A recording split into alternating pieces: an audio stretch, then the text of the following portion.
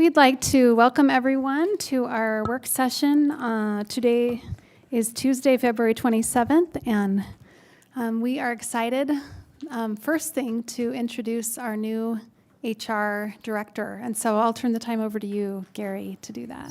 Thanks, Mayor and Council. Excited, in fact, to introduce Jessica Sims, who's our new HR director, and her family. It's her husband, Josh, and let maybe Jessica come up for just a minute. But I've known Jessica for a long time. She's worked as the assistant city manager in Woods Cross, and finance director and recorder, and everything else that comes with all those jobs. Lots of other things, yeah. But we've had the opportunity to work together for a number of years, and just couldn't be happier to have her be part of the Bountiful team. So maybe let you introduce your family. Sure, thank you. Yeah, so thank you. I've had the privilege of, I think, meeting most of you on one occasion or another, so it's nice to be working for Team Bountiful now. And like to introduce my family, my husband Josh, my daughter Stella, my son Elliot, and then my youngest son Marshall. So they're all so happy to be Team Bountiful now. So, and we're residents of Bountiful as well, so. Bonus points. We are so happy to have you here, and it's hard when you have someone like Shannon leave that we love, but it really softens the blow when there's someone that you can trust, that's good, that's going to do a great job for us, and we know that you will. So really fun. Just as a side note, Jessica and I go way back too, because we lived in the student apartments at the University of Utah back in the day, and so really excited that you're here. It's going to be great to work with you, and thank you for your commitment and for being willing to come to Bountiful. So welcome, everybody. We're grateful to you and your family. So we would love, feel free to stay, but we totally understand if you need to go, and thank you for being willing to come and be introduced tonight. And we're going to go grab some dinner. Yes. Thanks so much. It's really good that we could see you all. It is. It's fascinating, but maybe not for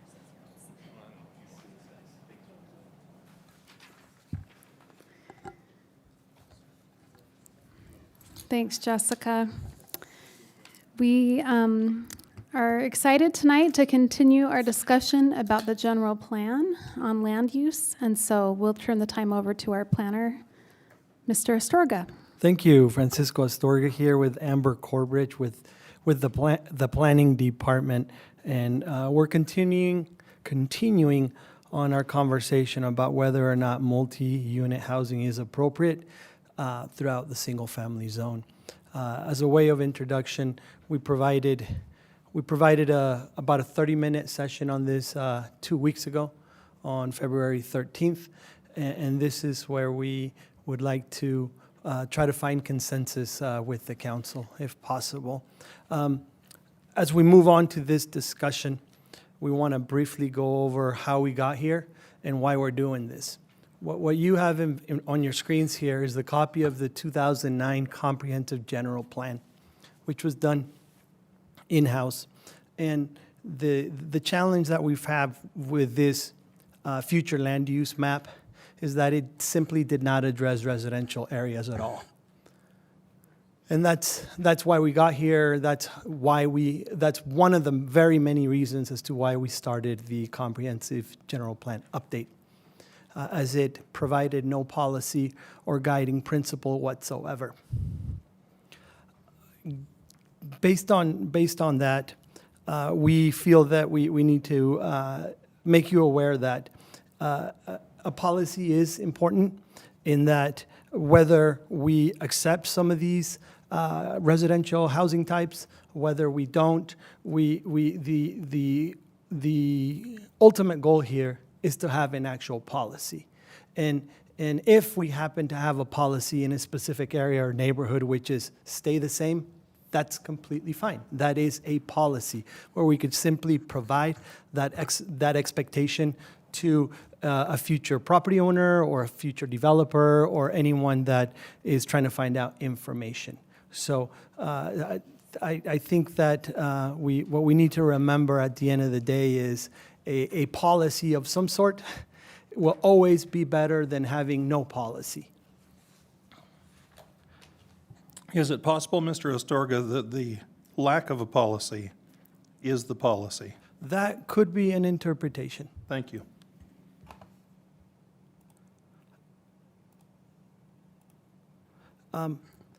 With that said, it's always better to be clear in that, in that statement. Where do we go from here? Well, we've been saying Bountiful is that built out.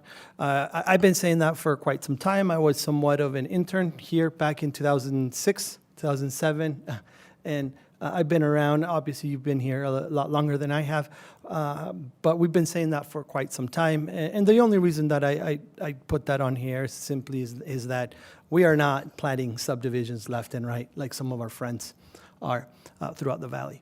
I think we've all recognized that the state has housing affordability issues. And you're more involved than myself in that state legislature continues to mandate municipal solutions regarding housing affordability. And that's all I'll say about that.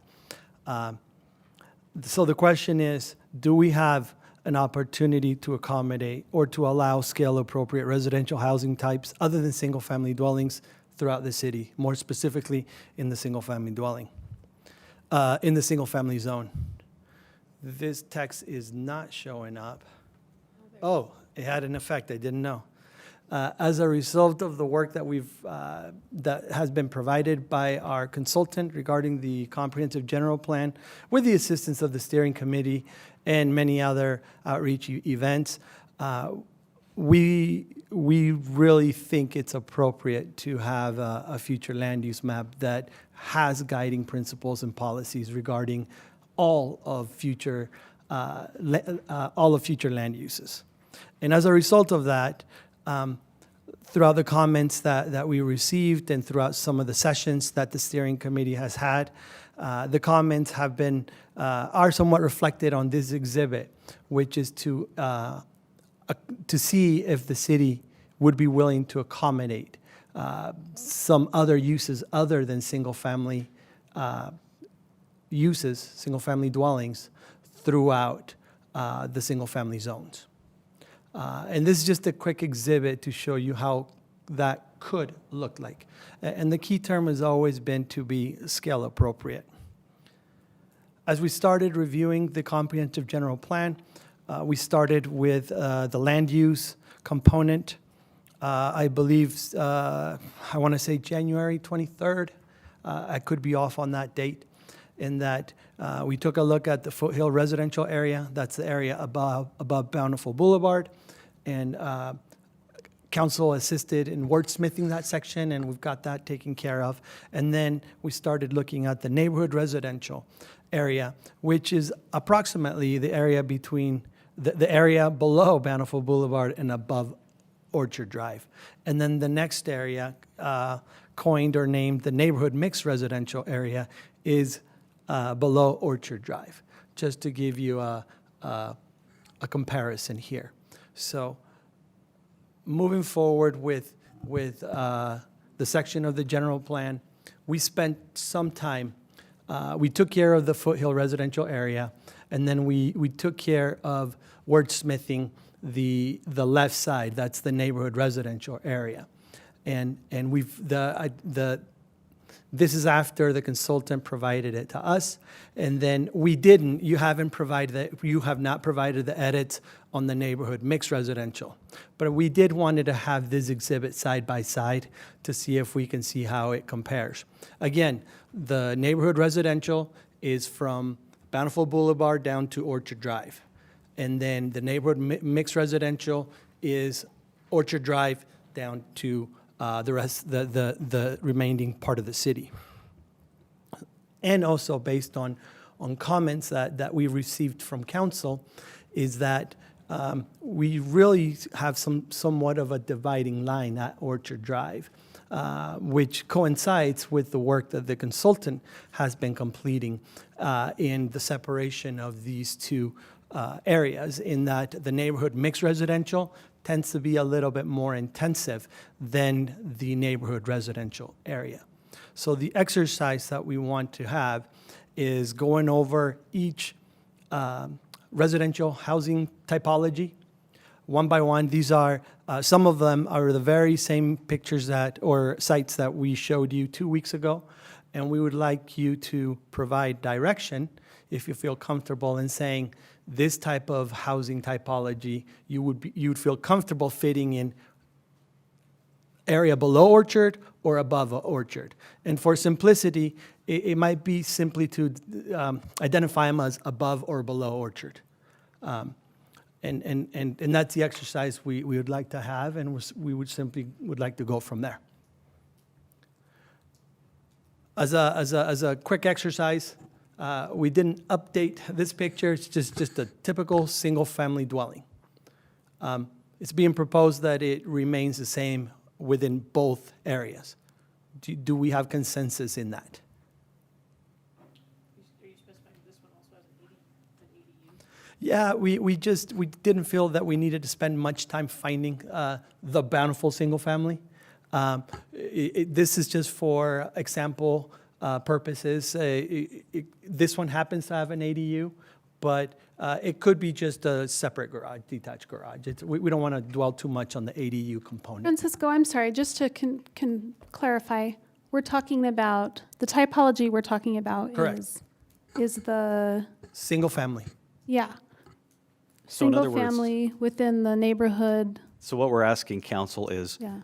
we assume the answer is yes. We're starting with an easy one. Right. We're assuming that we want direction on, are you comfortable with single-family residential homes being allowed in both the residential neighborhood and the residential mix? So both above and below Orchard Drive. We're assuming that that's, and then we're going to go through each one of the different types. Next one would be duplexes. And we want to get your feedback on whether you think they're appropriate in both or one or the other, and kind of work our way through. So kind of going back to single family, Could I just ask a question? So the neighborhood mix residential is not included in our packet. I was, and so is, I personally was not aware we were talking about that tonight. So I don't know, I really would have liked the opportunity to have had the language to kind of review and look at on the map with the well, zoning overlay. so there is no map. Well, I know, but you can get on and look at the map. on No, the So- city. no, what I mean is there is, so we're not talking about, we're not asking you to give direction on where the lines between these place types are, just whether or not you think certain housing uses are appropriate in one versus the other. Now, generally speaking, it's neighborhood above Orchard Drive, and generally speaking, it's neighborhood mix below Orchard Drive. But you guys have not yet defined where those lines are.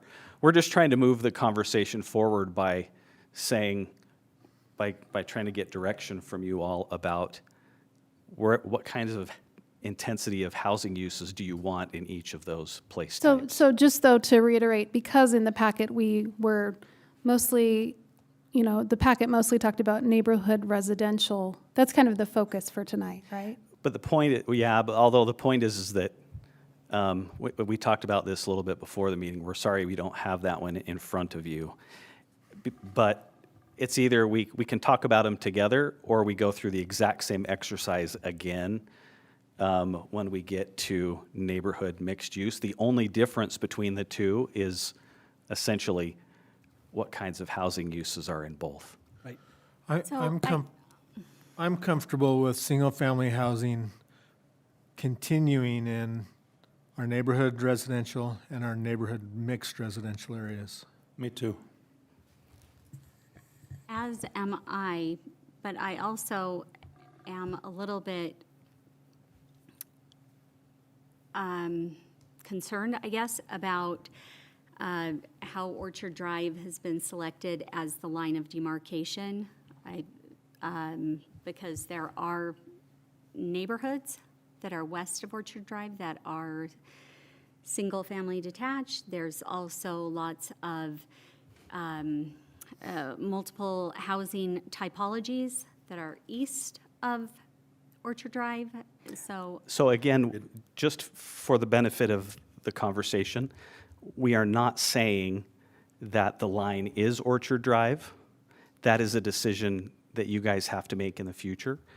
We're just saying that based on the comments we have heard from the council so far, there tends to be a natural division between the housing types above Orchard Drive and below Orchard Drive. Now, whether or not that ends up being the actual line, what we have seen is that there is generally what we would call the neighborhood residential place type above Orchard Drive and the neighborhood mixed residential below Orchard Drive. We're just using that as kind of an arbitrary line for you to use in your mind. We're not going to take any direction tonight, for example, that says anything below Orchard Drive has to have this typology. We're just trying to find a simple way to have you guys think about the two different kinds of residential mixes.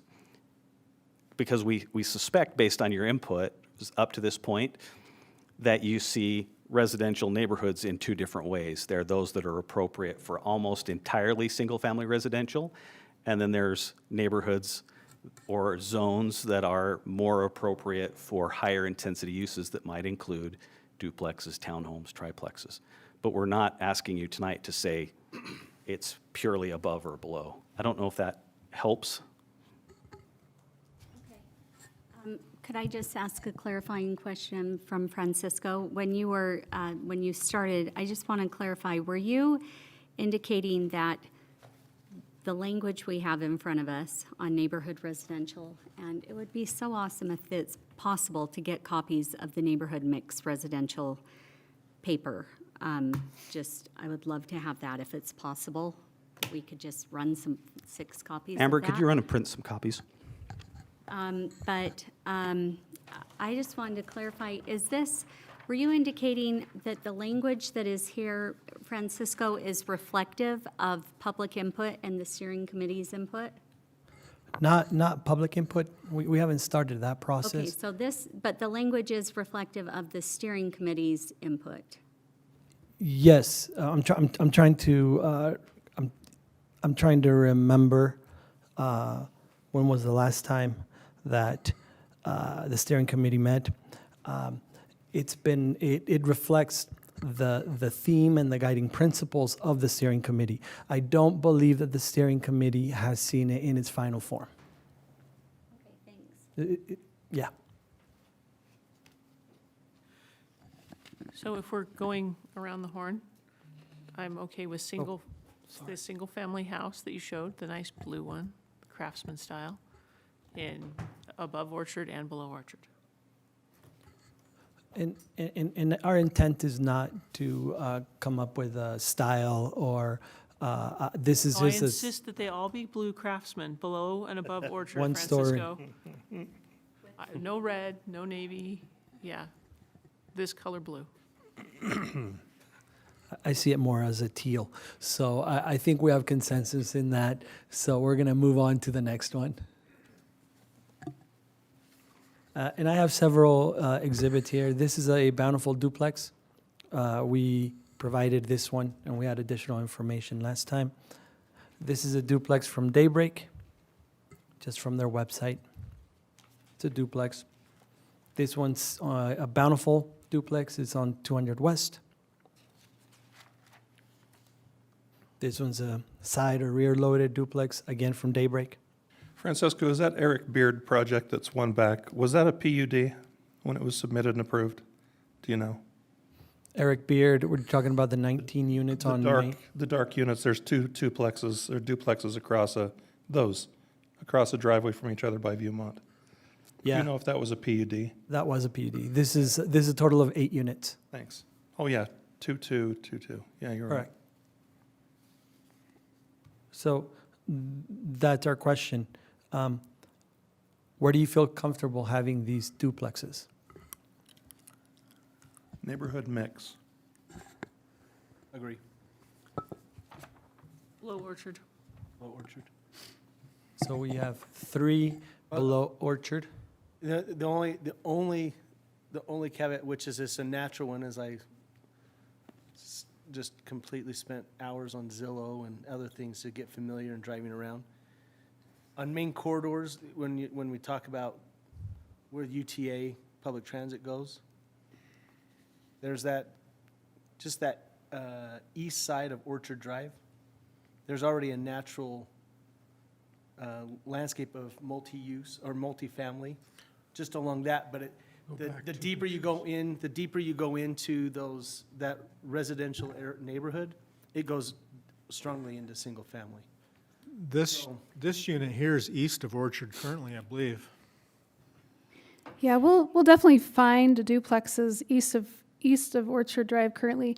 And in my opinion, so I just want to give a little background. So I remember years ago when the rumbling started about affordability in housing, and I remember, it's been many years now that it's been a political conversation, and I remember in the beginning thinking, it doesn't matter if people can't afford to live in Bountiful. It's not my problem. If you can't afford to live in Bountiful, then live somewhere else. Don't live here. And I really felt that way. I really thought that was true. But as the conversations continued, I started to think about what it really means when we're talking about affordability. And I think it means our children can't live near us. I think it means that we don't have school teachers or police officers that can live in our communities. And so, in my opinion, offering more options in more areas in Bountiful allow for more affordability, allowing for more supply. And so, in my opinion, if it's done right, if the scale is right, so that it matches the feel and scale of other homes, like these duplexes do. In my opinion, if these duplexes live next to me, I wouldn't have any problem with that because the scale and the feel of these homes, in my opinion, is appealing and adds to the neighborhood. And so I remember seeing a community Facebook page where people were talking about crowding in Bountiful, and somebody on the community Facebook page made some comment like, I know what we can do. We can just ask anyone that moved here after 1980 to get out, to leave. Because if you were here before 1980, then you're like a true Bountiful person or whatever. And it just got me thinking, like, how do we really, it's kind of a tricky thing to, and while we can't make sure that every house is affordable, and while there's a lot that we don't have the power over, I do think that adding to the supply, especially if done right, if being mindful, if we have homes that we drive by and from the outside we can't even tell a difference because they look very tastefully done and they match the scale of their neighboring homes, and maybe it's a duplex. The other thing about a duplex, since we're considering duplexes. Mayor, how long do we have to discuss this tonight? Yeah, Just out of we curiosity. have until 7. Okay, thanks. So the other thought that comes to mind when we're talking about duplexes is the fact that since we allow ADUs, since ADUs are allowed throughout the city in single-family homes, in my mind, that is already allowing two occupants, 2 separate occupants in each home. And so in my mind, even though duplexes are somewhat different, they're not that different from an ADU. And so in my mind, I don't have any problem with allowing a duplex in lieu of an ADU, as it would allow for 2 instead of 1 occupant. So, Mayor, in counter to the argument you're making, I would point out that in our packet last month, we had a code citation from Title 10 9A 534 on the regulation of building design elements. And a municipality may not impose requirements for building design elements for a 1 or 2 family dwelling. So we do have very limited tools in terms of design elements to ensure that these blend. The bulk of the area east of Orchard Drive is developed, and so we'd be looking at inserting duplexes into existing single-family home neighborhoods for the most part, and changing that land use for 1 lot, 2 lots, who knows how many lots, but without the ability to impact these design elements. And I would say the other key difference between a duplex and an ADU is that loss of an on-site owner, and that our residents, I think, became more comfortable with the concepts of ADUs because an owner would be on-site rather than introducing significant rental elements throughout the city. So you and I have spoken about this. I don't know that we share the same opinion on it, but if we're giving examples and citations, I wanted to make sure we discussed that limitation that we have under state law. I do also want to reiterate the fact that there is not an on-site owner in a duplex. Also, the fact that there's such a dearth of vacant lots in what is now currently the single-family residential or neighborhood residential, that it isn't going to provide for any future additional housing, significant future housing, unless there is disruption to neighborhoods. I would like to say as well that I think we can address both the housing affordability issue and the protection of neighborhoods issue, which, by the way, everybody in Bountiful that runs for council runs on protecting neighborhoods. And I think we don't have to sacrifice the treasure that Bountiful has in that neighborhood residential zone in order to address the housing affordability issue. We've got areas of town that are used to being mixed use, that are used to being multifamily. Those areas can be further developed towards such with the pre-knowledge and authorization, essentially, of everyone who has invested their treasure in their residences in that zone. If there was a housing affordability issue in Washington, D.C., I think it would be illogical for us to insist that we house the folks at the National Gallery. I think that similarly, the treasure that Bountiful has, which is our neighborhood residential zone, should be protected, and we can find other places to help with housing affordability. Mayor, if I may? Sure.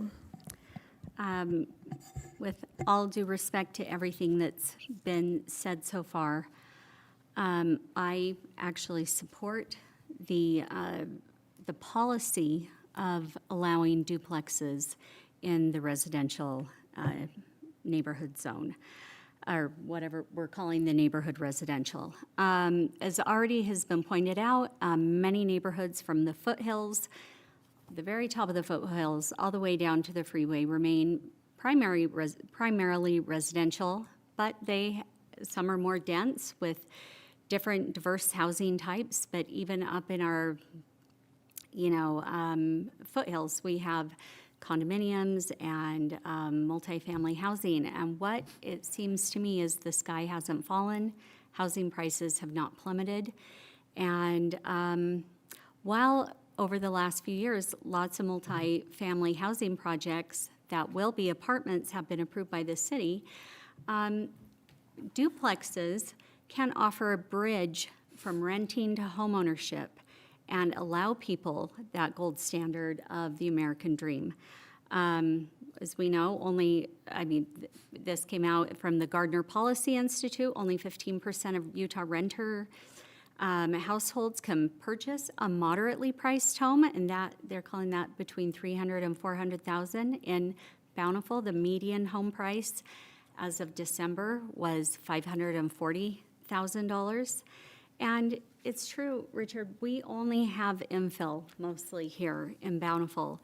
But that is why I think this allowing for limited, putting parameters around it, duplexes in our single-family home zoned areas would be actually wise. I think it would allow, it could augment neighborhoods, even contribute to existing neighborhoods as providing a means of homeownership and participation for those who are unable to overcome that $500,000 plus hurdle, and even more in Bountiful. Question on that Well, comment? could I just finish Oh, first? sure. Okay, yeah, and then but even if we were only to allow for limited increased density in this manner, it still would only make sense for builders, homeowners, or developers who, if it's economically viable. So I think the foregone conclusion should be that what would be built in a limited capacity would add to a neighborhood. And I think I have actually thought, I've looked at this language a lot over the last few days and thought about it a lot, and I thought, it's not a matter of like this language or nothing. We could modify this language. We could tweak with this, we could tweak on this language. And I thought, what if we put the parameters around it that we want to see? And I don't know how, this is for our planning department to maybe say or not say, but I mean, such neighborhoods could include duplexes. I mean, if we're going to say neighborhood residential is primarily comprised of detached single-family dwellings, that begs the question that what are the non-primary uses? And we can see some of those things, obviously, in the code, churches, schools. But such neighborhoods may include duplexes, limited by acreage, and triplexes, limited by acreage, in a limited number and proximity in proportion to the overall number of zoned lots per plat and allowable contiguous number of duplexes or triplexes, and that maintain detached single-family housing existing lot lines. We could maintain those lot lines and setbacks, and matching I know we can't go for the design elements, Kate, but we could go for size, scaling, and scope, massing. Those are not really design elements, those are more scoping, looking at the surrounding residential uses, and in any event, we could cap it at 2 stories in height. I just think that this is a lever for the missing middle, and I would say it's not even the middle. This is still, it is unaffordable for most people. We know that over 70% of people who currently have a mortgage in Bountiful could not, or in the state of Utah, could not afford their mortgages right now, were they to purchase the same home at the rate. And it's not entirely up to us to solve the housing crisis, but we have a policy lever, and I believe that we should pull the lever for, in any way that we can, to open up a little bit more for the missing middle, for ownership with a rental opportunity.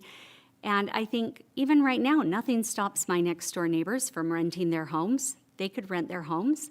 And in fact, that already happens in so many homes around my neighborhood.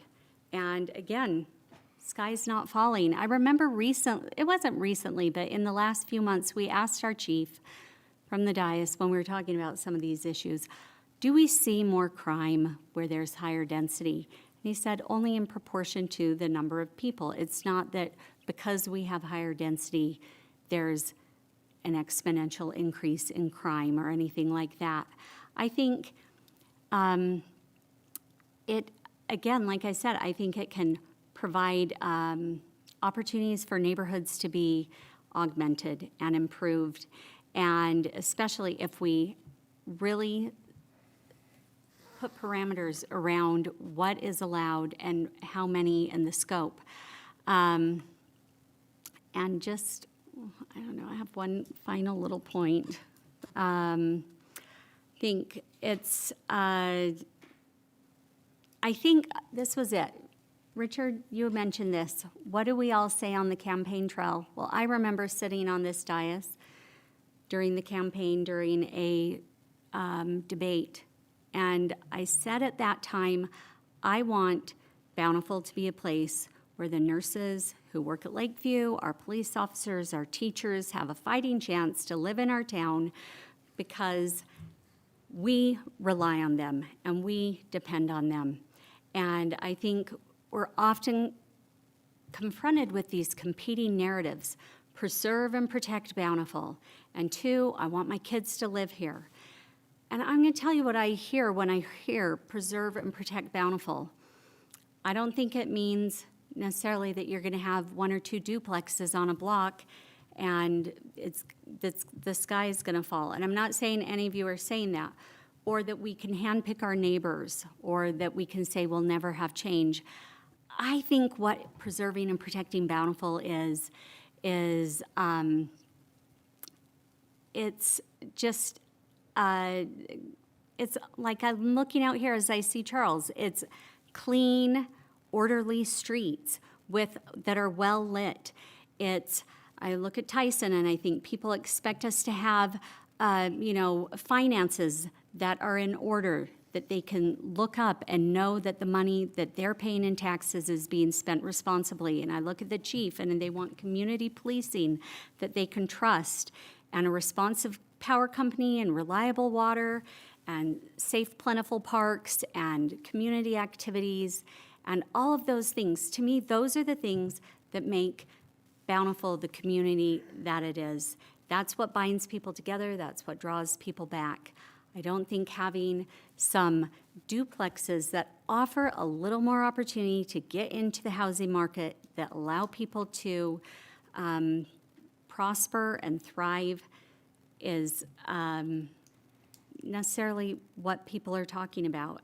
So we're not considering zoning today, we're considering policy. And as we consider that, I think we consider who lives here, who our families are, who our neighbors are. And to me, allowing this language to be included in the neighborhood residential allows for an ongoing dialogue. And what we know is things are changing incredibly fast in our state. We're going to be doubling in population almost by 2060. We are going to have more cars added each year than people, because that's already happened in the last 3 years. I think we can and should pull the levers where we can that allow for incremental, limited increases in density, and allow this bridge between, and I disagree that Orchard Drive should be a line of demarcation. Thank you. Did you have a question, Councilman Higginson? Well, not necessarily a question, because I want other folks to have a chance to comment as well. But the comment would be that the 2 stated goals of increasing home ownership and increasing home affordability, improving home affordability, there's 0 mechanisms at our disposal to make sure that those 2 things happen should we pull this lever. 0. Do you think that supply has a... Great goal, and it's feel good, and if it was just about feeling good, by golly, pull the lever. But as Kronk found out, sometimes it's not the right lever. Do you think that supply is a piece of that?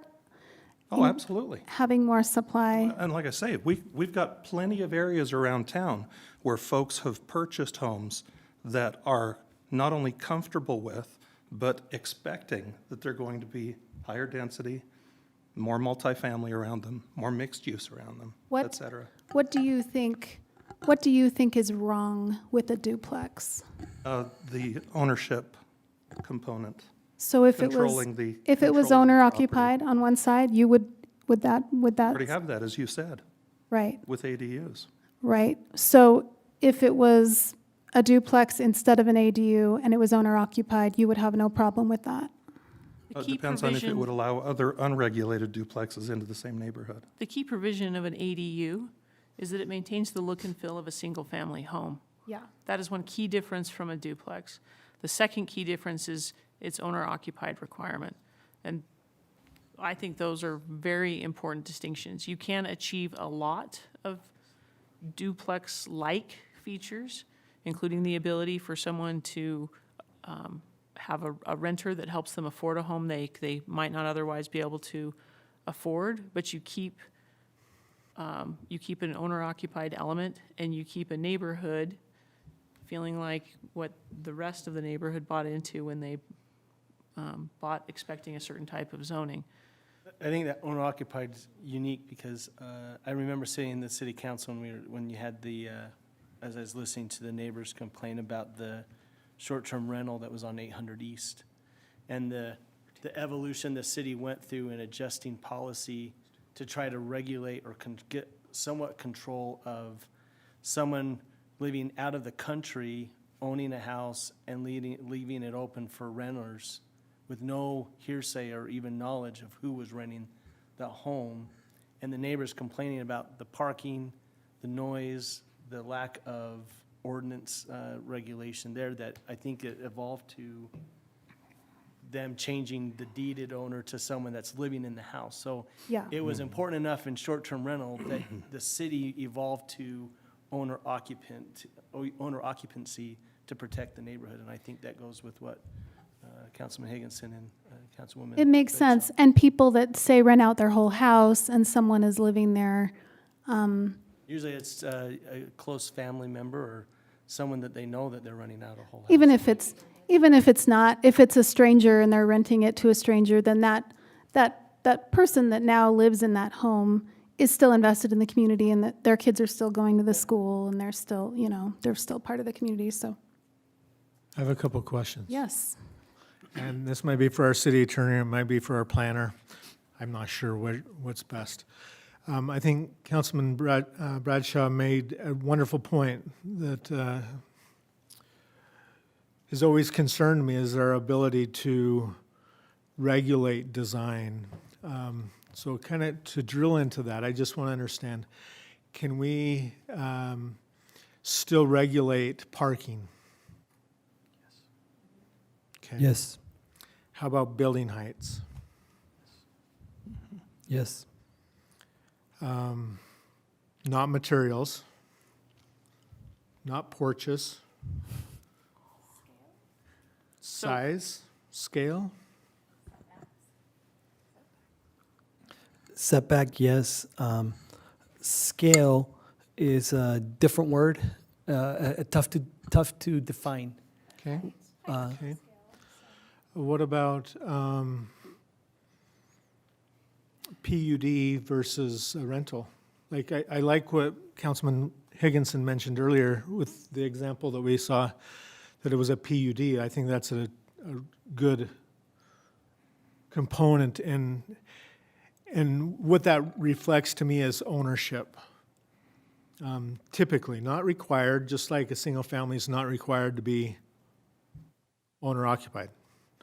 But oftentimes it is, and PUDs, oftentimes they are. I think there's a correlation. Right, and just to make sure the rest of council understands, the PUD plat, say of a duplex, would provide an opportunity to have two separate owners, just to make sure that we're on the same page. And in my mind, I don't think this is technical, but in my way of communicating, I'll just say duplexes to me are rentals, and a twin home might be ownership. But as we go around the horn and share our feelings or our beliefs, I'm not comfortable defining above or below orchard, but at this point, but for our neighborhood residential, I think I am comfortable with a twin home of sorts, where we can make sure that there's adequate parking, there's good setbacks, there's height limitations, and things that will allow that twin home to fit into a neighborhood just as it is today, above orchard. Since we've used that terminology, we've got many examples of that I think fit wonderfully. I think we do have an obligation as a community, much like we provide power and water and sewer and all of these critical infrastructure, for shelter. Our housing is fundamental to what we allow and provide, and I really do commend my colleagues in wanting to preserve and protect our neighborhoods. And I am in that same boat. I really do want to preserve and protect our neighborhoods. And I don't know that providing a twin home in almost any neighborhood negatively impacts that neighborhood. I don't know that there's any data or proof that that's the case. But what I do believe is it provides an additional family, somewhere to live, that doesn't exist today. I would say, Jesse, just one thing, it's been pointed out by a lot of city planning experts and those who advocate the idea of strong towns, that duplexes in a single-family housing as part of the mix, not taking over, but allowed as part of the mix, strengthens neighborhoods because it increases vitality. And as the mayor said, brings people to your schools. These are people who are adults, who are working professionals, working people, who are spending money in your stores, buying gas, contributing to the tax base. And I think, already we don't control throughout the entire city who rents. If we're going to worry that people are renters, then I don't know why we keep approving all the multifamily housing that's going to be put up at, in different places. Well, I it's don't because remember we anyone know that. disparaging requires it. renters. I think it's just No. the locations where Never. people But we expected. don't control where people can rent a whole home even. Right, but no And one we- that I've heard has disparaged a single renter. I have great friends that No, are I'm renters. not saying that you're disparaging that. I'm just saying that we do not control that on any level right now. We don't control if my next door neighbor was going to rent his house. We don't control that. But you far are, as I we know, are but- talking and- about public policy that is going to lead to more rentals instead of more home ownership paths. Well, there's mixed information on this, where there is some information that says that that most duplexes, the one half is owner occupied in most locations. So I don't have that data, so I can't speak to that about Bountiful specifically. And I don't know how we would garner that information, but just in my reading about this, it has been discussed by people who this is their area of expertise, who say this is a bridge to opportunity, to homeownership opportunity for homeowners. It allows them to get into a neighborhood that we laud, and rightfully so, as being great neighborhoods, by having a duplex, being able to manage the other side of the duplex. And I think I'm not as worried about the design elements, because already, correct me if I'm wrong, Francisco, but we can't control the design elements of single-family homes either. Correct. So we're still getting decent-looking homes. And I think, so I'm more concerned about, and more than decent, really great-looking homes. And when I see the examples that have been put up here, I think it's what the market dictates or demands. I don't see anything new coming up that is something to be afraid of. Or affordable. Put up that one. On the affordability on the east side of Orchard, because property is already expensive, Duplexes that look like that. you put a duplex in a certain neighborhood, it's not gonna be affordable. Because the cost of goods, the property alone is gonna be $400,000 plus times that by 4, that's a $1.3 million home. And the builder's doing it because they wanna make a profit on it, not that they wanna build something to rent for less than what they made it for. So that's where the affordability makes it a challenge, because to build a home today, a builder's doing it because it's their livelihood, they wanna make a profit on it. And so anything east of Orchard would not be affordable it'd be nice, and it might align to the aesthetics of the neighborhood, but it's not gonna meet the affordable area. But your point goes exactly to what people say is the reason why there is a homeownership component in most duplexes, because people are paying their side for a mortgage and then getting income off of the other side. And I think that's something that the market would control for, that.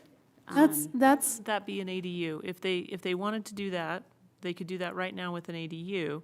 If you tear down one of our existing single-family homes and replace it with a Granted, duplex, you're more than $1.5 million on that. it doesn't pencil. It's and if it doesn't pencil, then hardly anyone would do it, right? And I think that that's true. I think hardly anyone would do it. But in a residential mix, it's a lot more attainable. But if we're not afraid of that, then I would want to have the continued conversation about it. I think I'm sure all of you know many people in your neighborhood. I do. So I just assume everybody is similar to me, neighbors who have ADUs. Most of those ADUs are one bedroom in the basement. They're not necessarily providing that different housing mix. A lot of duplexes are 2 and 3 bedrooms. A lot of what we have approved in the city, it's an important component of our housing mix. We're going to be having a lot of 1-bedroom housing and some 2, very little 3. But when you're building a duplex, it's allowing for 2, 3 bedrooms. It's more a housing option that is built for, multiple people, a family, et cetera. Almost every single bill that is coming through the session this year that includes some type of an incentive to build housing. Most of it is this year, they're attempting to aim at small starter home, single-family construction, is envisioned for projects that have significant greenfield, because that's where you would get a developer who would want to draw down one of these tools by entering into a development agreement that allows you to come up with a handful of tools that we don't have under a onesie, twosie redevelopment of neighborhoods scenario. And the other key discussions that are taking place at the state capitol are about ensuring that there are deed restrictions so that the properties stay owner occupied, rather than just become properties that are owned by institutional investors that become rentals. And I think unfortunately, the development that is on the corner of Orchard Drive and 5th South, that is what we immediately saw happen. 3 of the 4 pods in that development were purchased by an institutional investor and are rentals and are going to be perpetually renters. And so that's the standard we're seeing, not just in Utah, but nationally, of what developers are building and doing, rather than somebody saying, I'm going to buy my house, tear down my house and build just one duplex in a neighborhood. They're either looking for greenfield, and the way to have control on greenfield is to use some of the public financing tools that the legislature is finally recognizing is needed in order to drive ownership in missing middle housing, or you have to concede that you're going to take what is probably our most modest neighborhoods, our most affordable single-family neighborhoods, and those will become the targets for people to buy up and tear down, but then they won't be affordable. do you feel like if there were duplexes allowed in other neighborhoods sprinkled across I think Matt's point is well taken, that it won't pencil and there's not going to suddenly be a bunch of duplexes overnight. But do you think that if duplexes, triplexes were sprinkled through our neighborhoods, then it would be less impactful?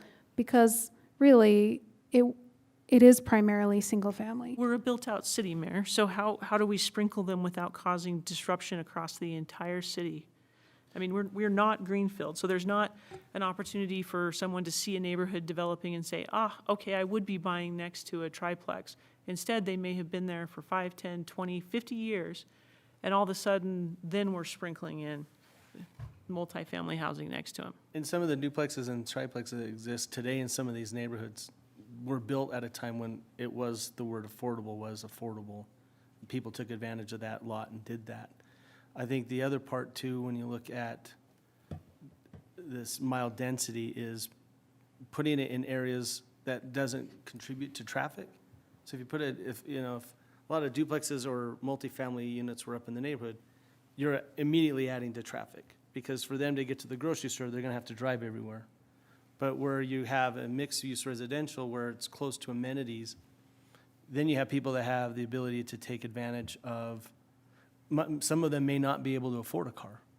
And now they have a chance to live in Bountiful, but they're able to use public transit, they're able to walk to grocery stores, they're able to walk to parks.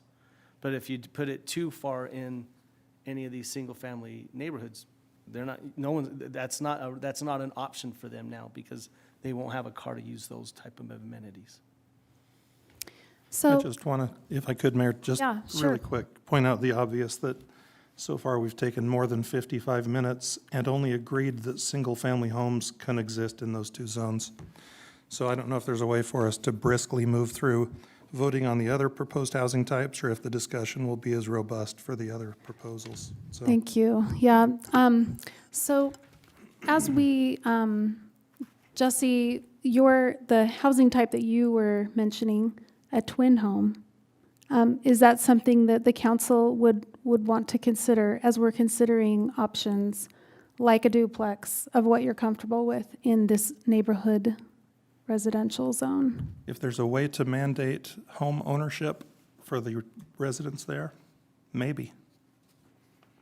I would be in favor of duplexes in the neighborhood residential, and we could call it twin home or twinplex or anything, but I would also, to Richard's point, put very firm parameters about the number allowed per plat, how many could be contiguous to one another, and, or if at all could be contiguous, and include these scope, massing, setbacks, elements. And, I do think there's change. It's happening all around us. We used to be an agricultural community. It's just reading in the old 2009 general plan update that they had to address the agricultural uses of Valverda during that general plan update. And I thought, we're just always evolving. We're always changing. We have a changing demographic, a changing age, housing affordability, exponential growth, what people want even. A lot of people don't want a yard. They don't want they want a neighborhood experience, but they don't necessarily want a quarter-acre lot or a third of an acre lot. And so, and to your point, Matt, I don't believe this is the only lever. I think this will be it will not be the most popular or most sought-after lever, but I hope it's a policy lever that we can get behind. So, Francisco, is that something that we could require? Could we say that twin homes are allowed if they are owner-occupied? We could certainly look into that. I'm uncomfortable saying yes on the spot. I don't know of anything that would prohibit us, but we would have to take a deeper dive in 10.9A state code. Okay. I would add, maybe if I can add to that, could we require it to be a PUD? When you say PUD, you're talking about more for a PUD or a condo or a condo plat. You're talking about the ability for, say, unit on the right and the left to be owned by separate entities. That's what you mean by that, correct? Yes, and I would steer away from the word condo. I would just say separate parcel ID numbers that can be sold individually and metered separately. It can be, certainly. Council, it would be very, very difficult and subject the city to a lot of risk if we tried to mandate that property was owner occupied, and not to mention the enforcement side of it. But this would not be something something allowed under state code. There might be ways around it. I haven't looked into this question, but it'd be a very difficult process. To clarify, I was not suggesting that. I was suggesting PUDs. And Okay, still sorry, I requiring asked. owner occupied? Oh, I don't think we could do that. Okay. Okay, so with that said, I am sorry. I know, Councilman Higginson, it is understandable that it can be frustrating that, I'm not frustrated. okay, the discussion, Love all you guys. yeah, the discussion, you know, even though it can take a long time, it is an important discussion as we're Oh. talking about No doubt. our policy direction for our neighborhoods. So I am sorry that we are out of time, but we will just have to continue this. Mayor, a wise woman once said to me, if you have the votes, you vote, and if you don't have the votes, you talk. So I understand there's going to be more talk. Okay. All right. Well, we're just out of time. So we will continue this, and thank you very much. We'll just take a quick, very brief break before we begin our regular meeting.